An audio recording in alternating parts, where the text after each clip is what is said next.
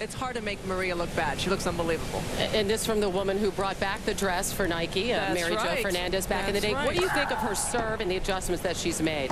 So far, so good. I mean, you're watching a player that does not shy away from challenges and adversity, and she's really worked hard to make those adjustments, and she has brought the toss down a little bit, and I think her rhythm has been pretty good. Of course, if it gets a little tighter, we'll see if it becomes an issue, but so far I think not only that has improved, but I think her movement, Brad, has looked better. I think she's anticipating better what she was struggling with in the beginning of her comeback. Yeah, it looks like she's brought the toss down about 1.5 feet, and she continues to be aggressive on her second serve. I feel like so goes Maria's serve this event, so goes her chances to doing great. But she's looking very good so far. The no double fault is a big thing for Maria. Analysis of serve and fashion and Bulgarian sports trivia. We have it all. Let's go back to Chris and Mary. Hannah, thanks. So a B for the dress. I guess about a B for the game so far from Sharapova. She does have 17 errors, but serving well.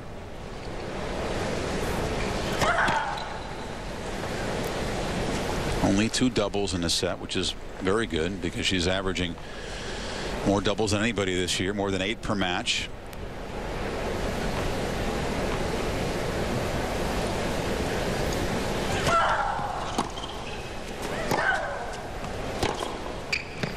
Brad maybe thinks that praising the dress is going to get him off of Maria's worst dress list. He made it for 2009. He's trying to suck up, get off that list for next year.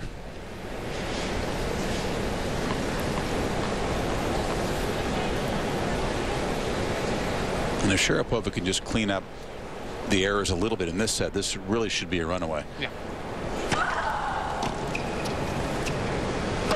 And I'm all in agreement with what Mary Jo said about her movement. I thought that was even more concerning when she came back than her serving, that she didn't seem comfortable.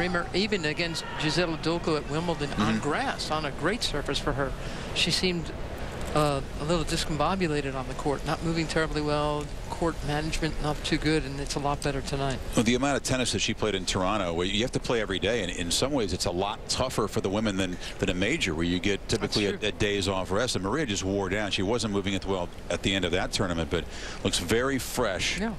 And the fact that she'll never have to play back-to-back days here. Taylor Dent looking pretty good, up a break now, 2 sets to 1 up.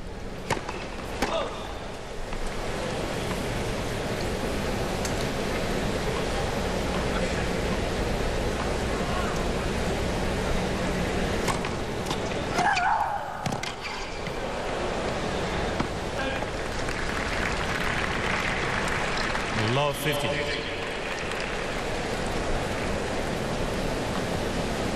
I got to tell you who Pirogova reminds me of in terms of style on the court, our very own Mary Jo Fernandez. This was the Mary Jo Fernandez look. And Mary Jo, and I hope she doesn't mind, she had a little bit of the whole pigeon foot situation going on too. I mean, she was a much better player. Yeah. But she did the whole thing with the braid and the hair and the thing and the visor and the... Yeah.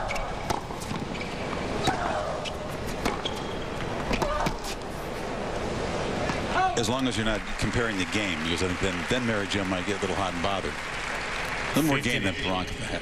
Yes, but this is...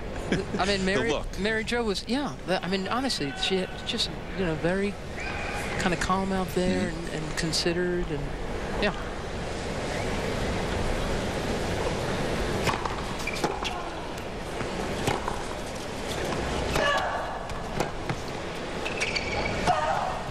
Because frankly, when you watch Pirogova play tonight, Mary, against a player that's got so much more firepower, you kind of do wonder how she got in the top 40 at one point last year. Now she's down there at 98, and 40 may be as good as it gets. Would you agree? I mean, she's not loaded with game here. No. She doesn't beat top players. She's on the court when they lose.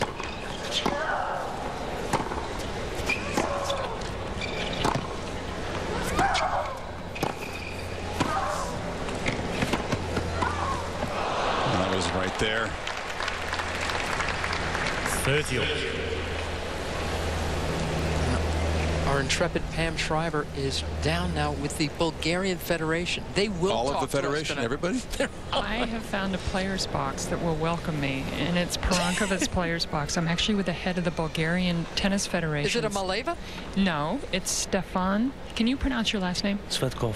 And you played at University of Minnesota, and you're a pretty good player. Tell us about Bulgarian tennis. I think traditionally Bulgarian tennis we had very good juniors. As you know, the Malevas were our greatest. All three were in the top 10 at one time. Exactly, and traditionally we had good juniors. Unfortunately, we never had another famous player. Although we have Tsvetana, we've had a few other players in the women's top hundreds. When you see what Belgium's done, what Serbia's done, I mean, does that give a country like Bulgaria a lot of hope that you too can develop great champions? Oh, definitely. And as a federation, we're working very hard on achieving such a thing. But sometimes you need more time, or you need luck. How do you get your money? We get half of the budget is funded by the government and half of the budget is from sponsors. And of course, every year it's been increasing. And we recently signed a deal to have a national tennis center. So. And finally, as we throw it back up to Chris and Mary Carrillo, who's worked a lot of Olympic Games, why don't you just mention one upcoming Olympic athlete that's going to win a gold for Bulgaria? I hope it's a tennis player, Victoria Tomova. Okay, it's not a Greco-Roman wrestler, Mary. Okay, thanks, Pam. Yes, we thank Svetko, the ex-Golden Gopher. The pipeline continues from Bulgaria to Minnesota. Sharapova taking real control here. I got a text message, by the way, from the last man to win a men's Grand Prix tournament in Bulgaria. It was in Sofia, 1981 winner, my old buddy from New York, John and Patrick's too, Ricky Meyer. In fact, Bud Collins, whenever he sees him, he says, well, if it isn't the reigning men's champ of Bulgaria. That was the last time a tournament was played there. 28 years. They were so excited that he won that they canceled the tournament the next year.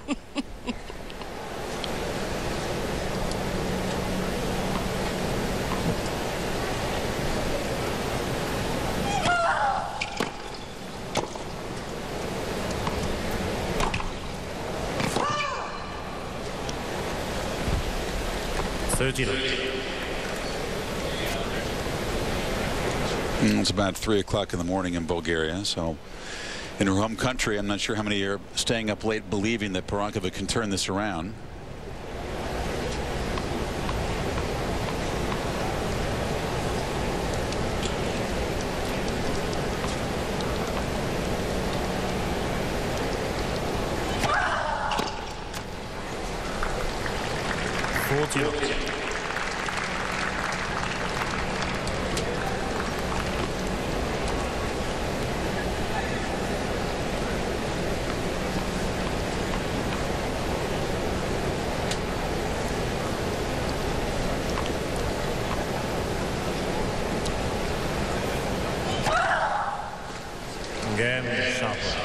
There's her first ace of the match.